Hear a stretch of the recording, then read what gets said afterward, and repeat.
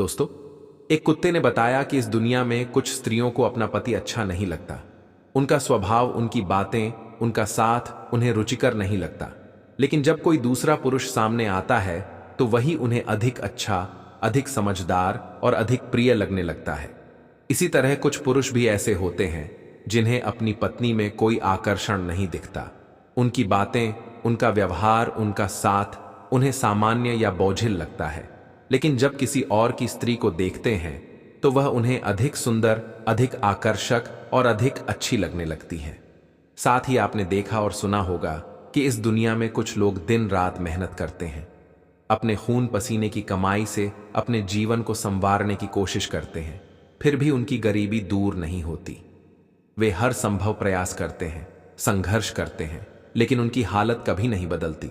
वहीं कुछ ऐसे भी लोग होते हैं जो बहुत कम समय में धनवान बन जाते हैं। वे थोड़ी मेहनत करते हैं, लेकिन उनका भाग्य उनका साथ देता है और उनकी गरीबी हमेशा के लिए मिट जाती है।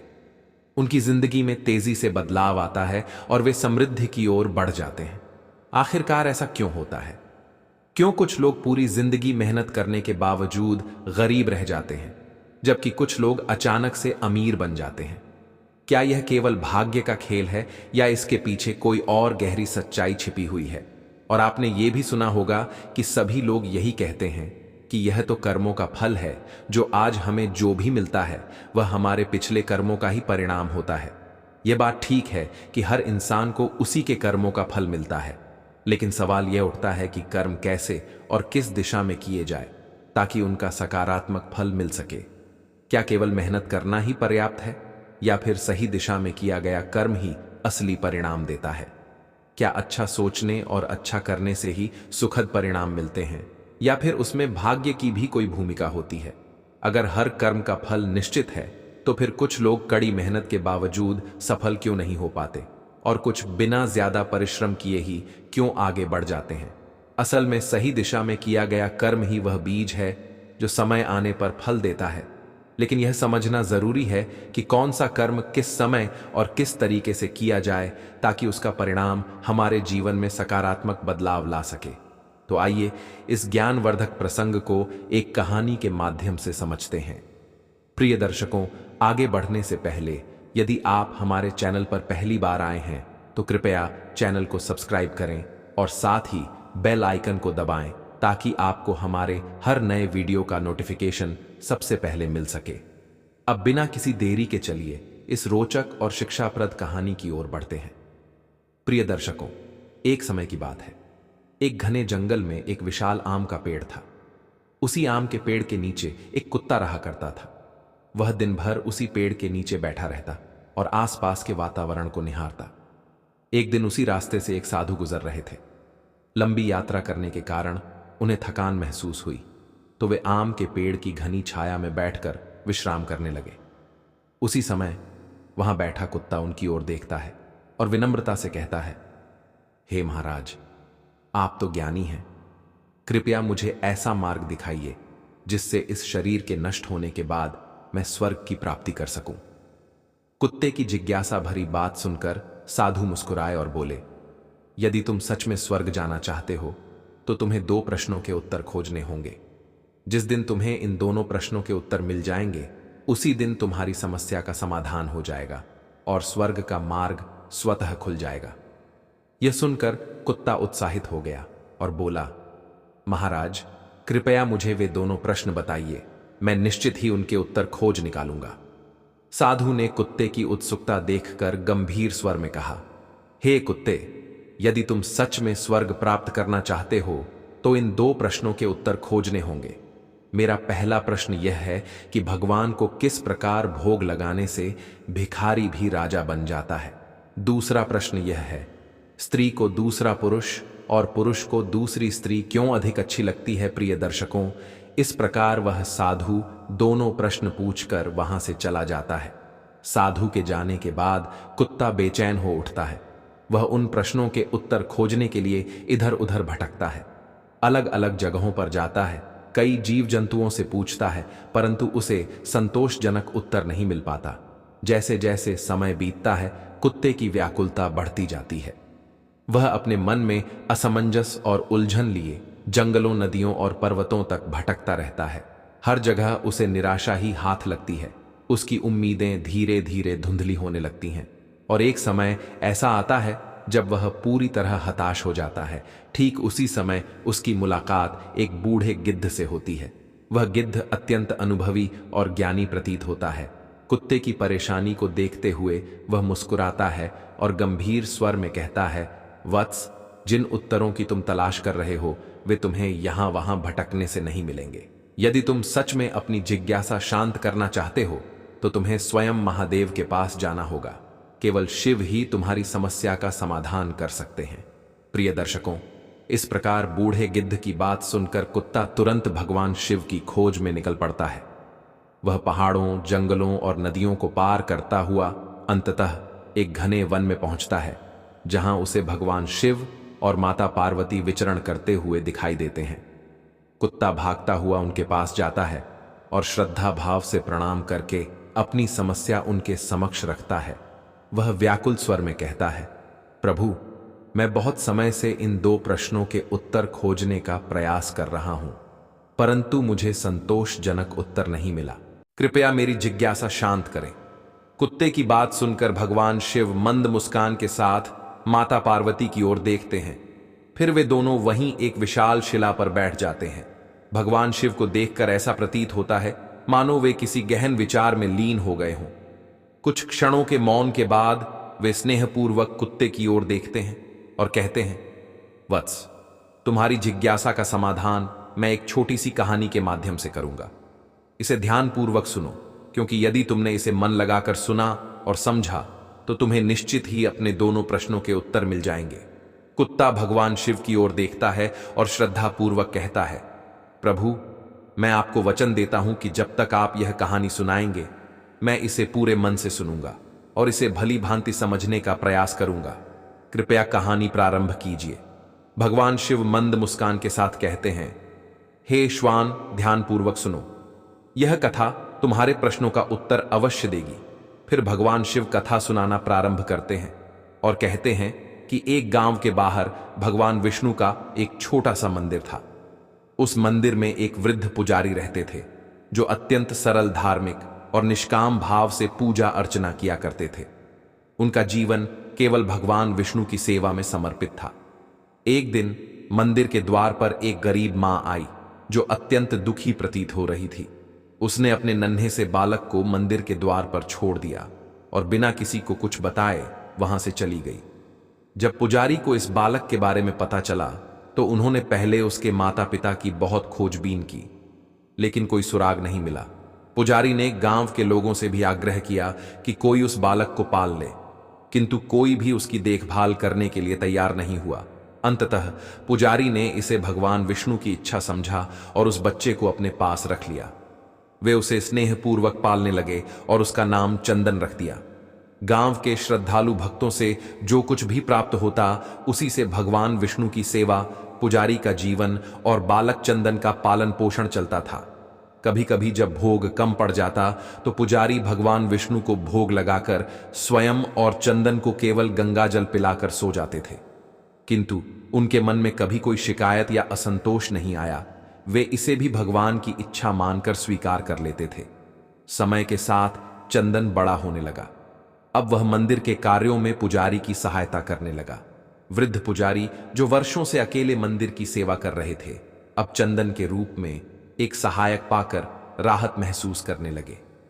चंदन की लगन और भक्ति को देखकर पुजारी ने उसे धीरे धीरे मंदिर की जिम्मेदारियां सौंपनी शुरू कर दी। उन्होंने उसे मंदिर की सफाई, भगवान विष्णु की पूजा, भोग लगाने और आरती करने की विधि अच्छे से सिखा दी। चंदन ने भी पूरी श्रद्धा और निष्ठा से इन सभी कार्यों को ग्रहण किया और उन्हें पूरी निष्ठा से निभाने लगा। अब पुजारी को थोड़ा विश्राम मिलने लगा। वे अपने अधिकतर समय को भगवान विष्णु के नाम के जप और संकीर्तन में व्यतीत करने लगे। उनकी आत्मा को संतोष मिलने लगा कि अब मंदिर की सेवा के लिए चंदन जैसा निष्ठावान बालक तैयार हो गया है। एक दिन भगवान विष्णु के मंगलकारी नाम का जप करते करते वृद्ध पुजारी के प्राण इस संसार से निकल गए। पुजारी के निधन के बाद चंदन नामक बालक का इस संसार में भगवान विष्णु के अलावा कोई दूसरा सहारा नहीं रहा। पुजारी ने ही उसे पाला था और जीवन के सबसे महत्वपूर्ण सिद्धांत भी दिए थे। मरने से पहले पुजारी ने चंदन को 3 महत्वपूर्ण बातें समझाई थीं, जिन्हें वह हमेशा याद रखता था। पहली बात, हमेशा भगवान विष्णु को ताजे और गर्म भोजन का भोग लगाना। दूसरी बात, भगवान को भोग लगाए बिना कभी स्वयं कुछ भी मत खाना। और तीसरी बात, भगवान विष्णु पर विश्वास रखते हुए कभी भी किसी भी वस्तु का संग्रह मत करना, यहां तक कि बासी भोजन का भी नहीं। चंदन इन 3 बातों को पूरे मन से स्वीकार करता और उनका पालन करता था। वह कभी भी भगवान विष्णु के लिए ताजे गर्म भोजन के अलावा कुछ नहीं बनाता। अगर कोई भक्त पहले से बना हुआ भोजन या मिठाई मंदिर में भेंट करता तो चंदन उस भोजन को गरीबों में बांट देता था, ताकि कोई भी भूखा न रहे। वह कभी भी अपने लिए भोजन नहीं खाता था जब तक भगवान विष्णु को भोग न लगा लिया हो। भोग लगाने के बाद ही वह स्वयं प्रसाद ग्रहण करता, और यदि फिर भी कुछ बच जाता तो उसे वह अन्य भक्तों और जरूरतमंदों में बांट देता था। भगवान शिव आगे कथा सुनाते हुए कहते हैं, हे श्वान, चंदन की भक्ति अडिग थी। यदि कभी रसोई बनाने की सामग्री नहीं होती थी तो वह भगवान विष्णु को केवल गंगाजल का ही भोग लगाता और स्वयं भी गंगाजल पीकर ही रह जाता। उसे इस बात की कोई चिंता नहीं थी कि भोजन मिलेगा या नहीं। वह पूरी श्रद्धा से बस अपने प्रभु की सेवा करता रहता। एक दिन बरसात का मौसम आया। 3-4 दिन तक मूसलाधार वर्षा होती रही, जिससे कोई भी भक्त मंदिर में नहीं आया। चंदन ने मंदिर के अंदर रहकर भगवान विष्णु की आराधना जारी रखी और हर दिन उन्हें गंगा जल का ही भोग लगाता रहा। वह स्वयं भी गंगा जल पीकर समय व्यतीत करता रहा। उधर भगवान विष्णु चंदन की भक्ति और सहन शक्ति की परीक्षा ले रहे थे। वे देखना चाहते थे कि क्या वह विपरीत परिस्थितियों में भी अपनी श्रद्धा बनाए रखेगा। लेकिन जब उन्होंने देखा कि उनका भक्त भूख से तड़प रहा है, तब उनसे अधिक देर तक सहन नहीं हुआ। आखिरकार भगवान विष्णु ने एक सेठ के नौकर का रूप धारण किया और बरसते पानी में भीगते हुए भोजन सामग्री की एक पोटली लेकर मंदिर के द्वार पर आ पहुंचे। उन्होंने मंदिर के बाहर खड़े होकर आवाज लगाई, चंदन, बाहर आओ। तुम्हारे लिए सेठ जी ने सीधा यानी राशन सामग्री भेजा है। इसे ग्रहण करो, रसोई बनाओ, भगवान को भोग लगाओ और स्वयं भी प्रसाद ग्रहण करो। मैं कल फिर आऊंगा। चंदन ने श्रद्धा से उस नौकर का धन्यवाद किया और भोजन सामग्री लेकर मंदिर में आ गया। बरसात में भीगी लकड़ियों को सुखाकर वह किसी तरह आग जलाता है और बड़े प्रेम से गर्म रसोई तैयार कर भगवान विष्णु को भोग लगाता है। फिर स्वयं भी वही प्रसाद ग्रहण करता है। इसके बाद जब तक बरसात का मौसम रहा, भगवान विष्णु प्रतिदिन नौकर के भेष में मंदिर आते रहे और चंदन के लिए सीधा लाते रहे। इस तरह भगवान विष्णु स्वयं अपने प्रिय भक्त के लिए भोजन की व्यवस्था करते रहे और हर दिन गर्मागर्म रसोई का भोग भी पाते रहे। भगवान शिव मुस्कुराते हुए आगे कहते हैं, हे श्वान, चंदन भगत के मन में यह विचार आया कि 4 महीने हो गए, लेकिन सेठ जी ने कभी स्वयं मंदिर में आकर भगवान विष्णु का प्रसाद ग्रहण नहीं किया। यह सोचकर उसका हृदय दुखी हो उठा। अगले दिन जब भगवान विष्णु नौकर के वेश में भोजन सामग्री लेकर आए तो चंदन भगत ने मुस्कुराते हुए उनसे कहा, अरे भाई, तुम्हारे सेठ जी तो बहुत बड़े धर्मात्मा हैं। वे रोज तुम्हारे हाथों से सीधा भिजवा देते हैं, लेकिन स्वयं कभी मंदिर में आकर भगवान विष्णु का प्रसाद ग्रहण नहीं करते। मेरा हृदय इस बात से अत्यंत दुखी है। तुम उनसे कहना कि कल वे स्वयं मंदिर में आएं और भगवान विष्णु का प्रसाद ग्रहण करें। चंदन की बात सुनकर भगवान विष्णु थोड़े घबरा गए। वे तुरंत बोले, अरे पुजारी जी, सेठ जी मेरे द्वारा आपको सीधा भिजवाते हैं, जिससे आप भगवान को भोग लगा लेते हैं और स्वयं भी प्रसाद पा लेते हैं। फिर सेठ जी को बीच में लाने की क्या आवश्यकता है? जैसा चल रहा है उसे वैसा ही चलने दीजिए। लेकिन चंदन अपनी बात पर अडिग रहा। उसने दृढ़ता से कहा, ऐसे कैसे चलने दूं? तुम्हारे सेठ जी इतने दिनों से सीधा भेज रहे हैं। क्या मेरा यह कर्तव्य नहीं कि मैं उन्हें भगवान का प्रसाद दूं? मैं किसी का उद्धार खाने वाला नहीं हूं। तुम अपने सेठ जी से कहना कि यदि वे कल मंदिर में आकर भगवान विष्णु का प्रसाद ग्रहण नहीं करेंगे तो मैं उनका सीधा लेना बंद कर दूंगा। अब भगवान विष्णु, जो नौकर के वेश में थे, चंदन भगत की यह अकड़ देखकर कांप उठे। वे मन ही मन मुस्कुराए और सोचने लगे, वाह, आज लेने वाला ही देने वाले पर धौंस दिखा रहा है। किंतु अपने सरल और सच्चे भक्त की भक्ति देखकर वे प्रसन्न हो गए। अंततः भगवान विष्णु ने कहा, ठीक है पुजारी जी, कल सेठ जी स्वयं मंदिर में प्रसाद ग्रहण करने जरूर आएंगे। सवेरे का उजाला होते ही मंदिर के आंगन में एक अलग ही चमक दिखाई दे रही थी।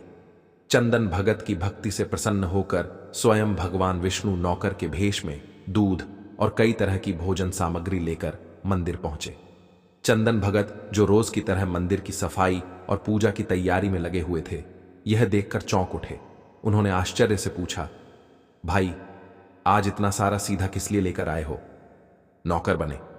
भगवान विष्णु ने मुस्कुराते हुए कहा, पुजारी जी, क्या आप भूल गए? आज तो सेठ जी को प्रसाद ग्रहण करने के लिए बुलाया गया है, इसलिए आप निश्चिंत होकर छक कर रसोई तैयार कीजिए और भगवान विष्णु को भोग लगाइए। चंदन भगत को नौकर की यह बात सुनकर बड़ी प्रसन्नता हुई। उन्होंने तुरंत ही रसोई बनाने की तैयारियां शुरू कर दी। भगवान विष्णु और माता लक्ष्मी का सेठ सेठानी रूप धारण करना। उधर भगवान विष्णु अपने प्रिय भक्त की इच्छा पूरी करने के लिए सेठ का रूप धारण करने लगे। जब माता लक्ष्मी ने सुना कि उनके स्वामी अपने भक्त के यहां जाने के लिए तैयार हो रहे हैं, तो वे भी कैसे पीछे रहती। उन्होंने भी तुरंत सेठानी का रूप धारण करने का निश्चय किया। भगवान विष्णु ने एक मखमली रेशमी कुर्ता पहना, जिसके ऊपर एक रंग बिरंगी पगड़ी बंधी थी। उन्होंने पैरों में सुनहरे रेशमी जूते डाले और हाथ में एक सुंदर छड़ी थाम ली। उधर माता लक्ष्मी ने नगर की सबसे सुंदर बनारसी साड़ी पहनी, जिसका रंग भगवान विष्णु के कुर्ते से मेल खा रहा था। उन्होंने हीरे जवाहरात से जड़े आभूषण पहने, जो सूर्य की किरणों में चमक रहे थे। पांवों में सुकोमल पादुकाएं थीं और उनके चलते ही पायलों की मधुर छन छन की ध्वनि वातावरण को भक्तिमय बना रही थी। जैसे ही भगवान विष्णु और माता लक्ष्मी सेठ सेठानी के रूप में अपने भक्त के यहां जाने के लिए नगर में निकले, देवगण और आशी मुनि भी उन्हें देखकर चकित रह गए। कोई सोच भी नहीं सकता था कि स्वयं भगवान विष्णु और माता लक्ष्मी इस प्रकार एक सामान्य सेठ सेठानी के रूप में पृथ्वी पर विचरण कर रहे थे। इधर चंदन भगत अपने सेठ जी के स्वागत में जुटे हुए थे। वह भांति भांति के पकवान बना रहे थे, ताकि जो भी भोजन बने वह स्वादिष्ट और उत्कृष्ट हो। अपने आराध्य भगवान विष्णु के लिए तो वे रोज प्रेम से भोग बना ही लेते थे, लेकिन आज उन्हें उस सेठ जी को प्रसाद देना था, जो महीनों से मंदिर के लिए भोग सामग्री भेज रहे थे। चंदन भगत ने अपने पूरे मन और आत्मा से पकवान तैयार किए। उन्होंने सेठ जी द्वारा भेजे गए चावलों से खीर बनाई, जिसे धीमी आंच पर पकाकर गाढ़ा किया। फिर उसमें पिस्ता, बादाम, केसर, चिलगोजे और किशमिश डालकर उसे और भी स्वादिष्ट बना दिया। इसके अलावा उन्होंने मिर्च और अदरक को कूटकर बाजरा, बेसन और गेहूं के आटे में भरकर मोटे मोटे तीखे टिक्कड़ भी बनाए। रसोई तैयार करने के बाद चंदन भगत स्नान करने चले गए, ताकि स्वच्छ वस्त्र धारण करके भगवान विष्णु को भोग अर्पित कर सकें और फिर सेठ जी को प्रसाद दे सकें। भगवान शिव कहते हैं, हे श्वान, जब चंदन भगत स्नान करके लौटा तो उसने देखा कि सेठ जी स्वयं प्रसाद ग्रहण करने के लिए पधारे हैं और उनके साथ उनकी सेठानी भी आई है। चंदन भगत ने तुरंत दोनों को आदरपूर्वक राम राम किया, उन्हें आसन दिया और कहा, आप दोनों विराजमान हो, मैं पहले भगवान विष्णु को भोग लगाकर आता हूं, फिर आपको प्रसाद परोसूंगा। इधर भावना के भूखे भगवान विष्णु से अब भूख सहन नहीं हो रही थी। वे पुजारी से बोले, पुजारी, एक काम करो, भगवान को शीघ्र भोग लगाओ, मुझसे अब भूख सहन नहीं हो रही है। सेठ बने भगवान विष्णु की। यह बात सुनकर चंदन भगत गंभीर हो गया। उसने उनकी ओर देखा और सहज किंतु दृढ़ स्वर में बोला, देखो सेठ जी, भूख तो मुझे भी बहुत जोर से लगी है, किंतु मैं अपनी भूख के कारण भगवान को भोग लगाना नहीं भूलता। यदि संसार के सभी लोग अपनी भूख के कारण भगवान को भोग लगाना भूल जाएं, तो सोचो, भगवान तो भूखे ही रह जाएंगे। इतना सुनते ही सेठ बने भगवान विष्णु अधीर होकर एक पत्तल उठाने लगे और बोले, पुजारी जी, आप भोग लगाइए, उधर मैं अपनी पत्तल परोस लेता हूं, अब मुझसे भूख सहन नहीं होती। यह देख चंदन भगत तुरंत सख्त लहजे में बोला, सेठ जी, भगवान के काम में ना जल्दबाजी चलती है और ना ही कंजूसी। आप चुपचाप यहां बैठ जाइए और एयूएम नमो भगवते वासुदेवाय का जाप कीजिए। जब तक मैं भगवान विष्णु को भोग नहीं लगा देता, आप रसोई के पास भी नहीं भटक सकते। धैर्य रखिए, मैं अभी आता हूं और आपको भरपेट भोजन कराता हूं। सेठ बने। भगवान विष्णु चंदन भगत की डांट सुनकर चुपचाप अपने आसन पर जा बैठे। सेठानी बनी। लक्ष्मी जी अपने स्वामी की यह दशा देखकर अपनी हंसी रोकने का प्रयास कर रही थीं, लेकिन मन ही मन आनंदित हो रही थीं। उधर चंदन भगत प्रसाद की पत्तल लेकर भगवान को भोग लगाने मंदिर की ओर चला गया। जैसे ही वह मंदिर में प्रविष्ट हुआ, इधर भगवान विष्णु ने लक्ष्मी जी को मौन रहने का संकेत किया और दबे पांव रसोई की ओर बढ़ गए। वहां पहुंचते ही उन्होंने एक एक व्यंजन उठाकर छकना प्रारंभ कर दिया, लेकिन पहले ही ग्रास में वे चौंक गए। खीर में चीनी के स्थान पर नमक पड़ा था और सब्जियों में मिठास थी। ज्यों ही उन्होंने रोटी का टुकड़ा तोड़ा और मुंह में डाला, उनकी आंखों से पानी आ गया। रोटी में मिर्च इतनी तीव्र थी कि सहन करना कठिन हो गया। विष्णु भगवान तुरंत अपने आसन की ओर उल्टे पांव भागे और वहां चुपचाप बैठ गए। लक्ष्मी जी अपने स्वामी की यह दशा देखकर खिलखिलाकर हंस पड़ी। इससे पहले कि विष्णु जी कुछ सफाई देते, चंदन भगत मंदिर से लौट आया।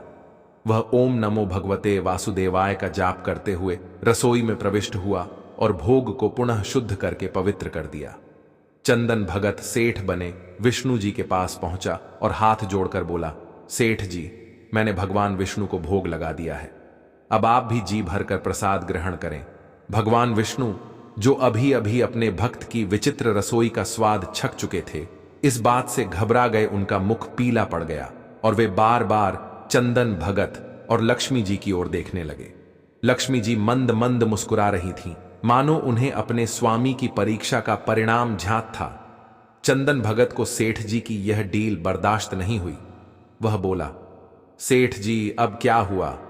अभी अभी तो आप भूख से व्याकुल हो रहे थे और अब भोजन करने में इतनी देरी क्यों?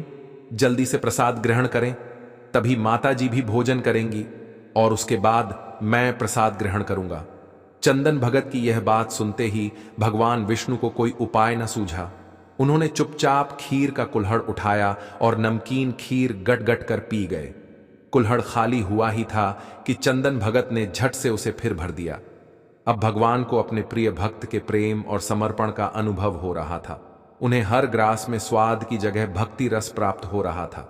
इस प्रकार चंदन भगत परोसता गया और भगवान विष्णु खाते गए। आज वे केवल भोजन ही नहीं कर रहे थे, बल्कि अपने भक्त के प्रेम और उसकी निष्ठा का भी अनुभव कर रहे थे। वहीं जगत माता लक्ष्मी भक्त और भगवान दोनों के प्रेम को देख करके मंत्रमुग्ध होती रही। अब सारी रसोई समाप्त हो गई तो भगवान ने एक जोर की डकार ली। वहीं चंदन को होश आया और बोला, वाह सेठ जी, वाह, मैं ही बावला था जो आज इतनी थोड़ी सी रसोई बनाई। मुझे पता होता कि आपको प्रसाद ग्रहण करने का इतना बड़ा शौक है तो मैं और ज्यादा रसोई बनाता। वहीं भगवान विष्णु अपने पेट पर हाथ फेर हुए सेठानी बने। लक्ष्मी की ओर मुस्कुराकर देखते हुए बोले, पुजारी जी, मैं इतना रोज खाना कहाँ खाता हूं, किंतु आज प्रसाद इतना स्वादिष्ट बना था कि अपने पर बस ही नहीं रहा और खाता चला गया। किंतु तभी चंदन भक्त रुवान सा होकर बोला, सेठ जी, वह तो आपने ठीक किया, लेकिन माताजी तो भूखी रह गई। रसोई तो आपने सारी साफ कर दी। फिर तो ममतामयी लक्ष्मी पर चंदन की उदासी देख करके रहा नहीं गया। उन्होंने बची हुई खीर की 4 बूंदें अपने कंठ में टपका ली। पर विष्णु भगवान द्वारा भोग लगाने से प्रसाद में अद्भुत अलौकिक स्वाद भर गया था। ऐसी सुगंधित और मीठी खीर छक कि जगत जननी आकंठ तृप्त हो गई और उनके तृप्त होते ही सृष्टि का प्रत्येक प्राणी तृप्त हो गया। फिर चंदन भगत बोला, सेठ जी, आपने और माता जी ने प्रसाद ग्रहण कर लिया, इससे मुझे अत्यंत संतोष हुआ है। समझ लीजिए, आप दोनों द्वारा प्रसाद ग्रहण करने से मेरा पेट भर गया।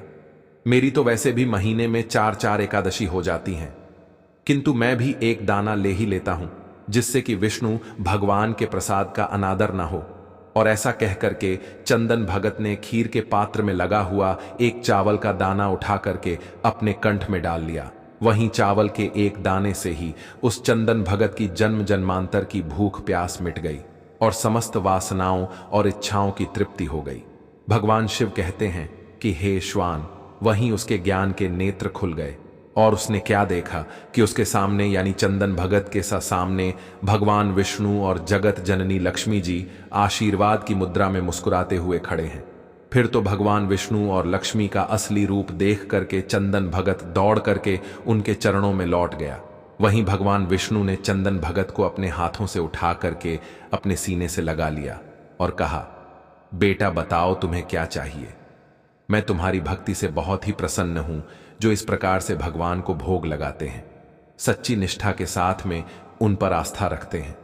उनके जन्म जन्मांतर के पाप दूर हो जाते हैं और उनकी गरीबी हमेशा के लिए दूर हो जाती है। वहीं चंदन भगत कहने लगा, प्रभु मुझे कुछ नहीं चाहिए, केवल आपका प्यार चाहिए। वहीं भगवान विष्णु कहते हैं, नहीं चंदन, तुमने अब तक गरीबी देखी है। मैं तुम्हें वरदान देता हूं कि तुम इस राज्य के राजा बनकर के इस राज्य का सुख भोगो। ग और शरीर पूरा होने के बाद में तुम्हें स्वर्ग की प्राप्ति होगी। और फिर ऐसा कह करके भगवान विष्णु और लक्ष्मी अंतर्ध्यान हो जाते हैं। वही गरीब चंदन जो था भगवान को नित्य नियम से भोग लगा करके स्वयं भोजन करता था, जिसका उसे फल मिला कि वह भिखारी से राजा बना। भगवान शिव कहते हैं कि हे श्वान, उसी विष्णु भगवान के मंदिर के पास में एक किसान अपनी पत्नी के साथ में एक झोपड़ी बनाकर रहता था और मंदिर में जो भी स्त्री या पुरुष पूजा के लिए आते जाते थे, वह किसान मंदिर पर आने वाली स्त्रियों को घूर घूर कर देखता रहता था और अपनी दृष्टि गलत रखता था। वहीं उस किसान की पत्नी मंदिर पर आने वाले पुरुषों को घूर घूर कर देखती रहती थी। अब समय इस प्रकार से धीरे धीरे गुजरता गया। एक दिन एक ठग कहीं से घूमता हुआ उस किसान की झोपड़ी से होकर गुजरा तो किसान की पत्नी की नजर उस ठग पर पड़ गई। वहीं ठग जो था दिखने में किसान से ज्यादा हष्टपुष्ट और सुंदर था। देखते ही देखते वह किसान की पत्नी उस ठग को अपना दिल दे बैठी। वहीं मौका पा करके किसान की पत्नी ने उस ठग से कहा, मैं तुम्हें बहुत पसंद करने लगी हूं, तुम मुझे अपने साथ ले चलो। भगवान शिव कहते हैं कि हे श्वान। फिर उस किसान की पत्नी की बात सुनकर के वह ठग राजी हो गया और किसान की पत्नी से कहा, तुम्हें घर में जितना भी धन माल मिले चुपचाप निकाल कर ले आओ, फिर हम दोनों यहां से कहीं दूर चलकर सुख का जीवन जिएंगे। वहीं वह किसान की पत्नी घर में घुसती है और जितना भी धन चुरा सकती थी उतना लेकर के उस ठग के पास आ जाती है और फिर वह ठग उस किसान की पत्नी को लेकर के गांव से दूर निकल जाता है। वहीं थोड़ी देर के बाद में एक ठगनी उसी किसान की झोपड़ी से होकर गुजरती है। फिर उस किसान की नजर उस ठगनी पर पड़ती है। वही ठगनी किसान की पत्नी से बहुत ज्यादा सुंदर थी, इसलिए किसान उस ठगनी को अपना दिल दे बैठा और मौका पा करके उस ठगनी से कहता है, मैंने तुम्हें जब से देखा है मुझे कुछ भी अच्छा नहीं लग रहा है, मैं तुमसे प्यार करने लगा हूं। फिर ठगनी ने कहा, तो क्या चाहते हैं? फिर किसान ने कहा, हम तुम कहीं दूर चल करके एक साथ सुखपूर्वक रहेंगे। भगवान शिव कहते हैं कि हे श्वान। इस प्रकार उस किसान की बात सुनकर कि वह ठगनी तैयार हो गई। फिर वह किसान जो भी धनमाल उसके पास था उस सब को लेकर के उस ठगनी के साथ में गांव से दूर निकल जाता है। वहीं कुछ समय चलने के बाद में वह किसान की पत्नी और वह ठग, उधर किसान और ठगनी, इन सभी को चलते चलते एक नदी मिल जाती है। वहीं नदी के एक स्थान पर वह किसान की पत्नी और ठग बैठ जाते हैं और नदी के दूसरे दूर स्थान पर वह किसान और ठगनी बैठ जाते हैं। वहीं ना तो किसान को अपनी पत्नी के बारे में पता है कि वह ठग के साथ चली गई है, ना ही किसान की पत्नी को किसान के बारे में पता है कि वह ठगनी के साथ चला गया है। भगवान शिव कहते हैं कि हे श्वान, नदी पर पहुंचने के बाद में वह ठग किसान की पत्नी से कहता है कि तुम यह गहना मुझे दे दो, मैं पहले इस गहने को नदी के पार रखा आऊं, फिर तुम्हें नदी पार कराऊंगा। वहीं ठग की बातों में आकर के किसान की पत्नी धन उस ठग को दे देती है। वहीं वह ठग जो धन माल लेकर के उस किसान की पत्नी को उसी नदी में ढकेल देता है और धन माल लेकर के वहां से चला जाता है। वहीं दूसरी तरफ ठगनी जो थी उस किसान से माल लेकर के उस किसान को नदी में धोखे से ढकेल देती है और माल लेकर के दूर चली जाती है। भगवान शिव कहते हैं कि हे श्वान, इस प्रकार वह किसान और उसकी पत्नी नदी में डूबते उछलते हुए एक स्थान पर मिल जाते हैं और फिर दोनों को अपनी अपनी गलती पर बड़ा पछतावा होता है। वहीं उस नदी के आसपास उन दोनों को बचाने वाला कोई नहीं होता है और इस प्रकार किसान और उसकी पत्नी की नदी में डूबकर मौत हो जाती है। अंत में भगवान शिव कहते हैं कि हे श्वान, जो अपने का नहीं हुआ वह किसी और का नहीं हो सकता है। अब तुम अपने पहले प्रश्न का उत्तर सुनो। तुम्हारा पहला प्रश्न था कि भगवान को किस प्रकार भोग लगाने से भिखारी भी राजा बन जाता है। तो समझ लो, जिस प्रकार इस कहानी में एक गरीब चंदन ने विष्णु लक्ष्मी का भोग लगाया और सेवा की, उसी प्रकार जो भी इंसान गरीब चंदन की तरह सच्चे मन से पूरी आस्था के साथ में नियमानुसार भगवान का भोग लगाता है, वह भगवान की कृपा से निश्चित राजा बन जाता है। जिस प्रकार से वह गरीब चंदन एक राजा बन गया, इसलिए हर इंसान को रोजाना सच्चे मन से नियमानुसार भगवान का भोग रोजाना लगाना चाहिए। उसके बाद ही स्वयं भोजन ग्रहण करना चाहिए। यदि जो भी इंसान ऐसा करता है तो निश्चित ही लक्ष्मी की उस पर कृपा होती है और ऐसा वह भिखारी होकर भी राजा बन जाता है। भगवान शिव आगे कहते हैं कि हे श्वान, तुम्हारा दूसरा प्रश्न यह था कि स्त्री को दूसरे का पति और पुरुष को दूसरी की पत्नी क्यों अच्छे लगते हैं। तो इसका उत्तर यह है कि जो स्त्री या पुरुष चरित्रहीन होते हैं उन्हें अपने जीवन साथी में संतोष नहीं होता। ऐसे लोग हमेशा किसी और की स्त्री या किसी और के पति की ओर आकर्षित होते हैं। जिस प्रकार उस किसान और उसकी पत्नी ने एक दूसरे के प्रति निष्ठाहीनता दिखाई, उसी का परिणाम था कि वे दोनों ही धोखा खाने के पात्र बने। किसान को अपनी पत्नी में प्रेम नहीं था और उसकी पत्नी को अपने पति में। इसी कारण वे दोनों दूसरों की ओर आकर्षित हुए और अंततः अपने ही कर्मों के कारण मृत्यु को प्राप्त हुए। सच्चा प्रेम, वफादारी और आत्मीयता तभी संभव है जब पति पत्नी के बीच एक निष्ठा का व्रत हो। यदि कोई स्त्री अनेक पुरुषों से या कोई पुरुष अनेक स्त्रियों से गुप्त संबंध स्थापित करता है तो उसका मन, मस्तिष्क और शरीर अस्थिर हो जाता है। उसमें आकर्षण और विकर्षण के द्वंद्व चलते रहते हैं। ऐसी अवस्था में सच्चे प्रेम, निष्ठा और आत्मीयता की कोई संभावना नहीं रहती। व्यभिचारी स्त्री पुरुषों का दाम्पत्य जीवन सदा छल, कपट और धोखे से भरा होता है। ये लोग अवसर पड़ने पर अपने ही साथी को धोखा देने से भी पीछे नहीं हटते। जो स्त्री या पुरुष चरित्रहीन होते हैं वे अपने जीवन साथी से कभी संतुष्ट नहीं हो सकते। उनका मन सदा भटकता रहता है और अंततः वे अपने ही कर्मों का दंड भोगते हैं। जो व्यक्ति जीवन में सन्मार्ग पर चलता है, सदाचरण को अपनाता है और चरित्रवान रहता है, वही भगवान की कृपा का पात्र बनता है। ऐसे स्त्री पुरुष अपने परिवार में प्रेम और शांति बनाए रखते हैं और अंततः मोक्ष या स्वर्ग की प्राप्ति करते हैं। भगवान शिव की कथा सुनने के बाद श्वान पूरी तरह संतुष्ट हो जाता है। वह भगवान को प्रणाम करता है और वहां से चला जाता है। समय आने पर उसे स्वर्ग की प्राप्ति होती है, क्योंकि वह और उसका साथी जीवन भर एक दूसरे के प्रति निष्ठावान रहे। उन्होंने कभी किसी अन्य की ओर नहीं देखा और अपने रिश्ते में प्रेम, विश्वास और सच्चाई बनाए रखी। यही कारण था कि अंत समय में श्वान को स्वर्ग की प्राप्ति हुई। दोस्तों, आज की कहानी यहीं समाप्त होती है।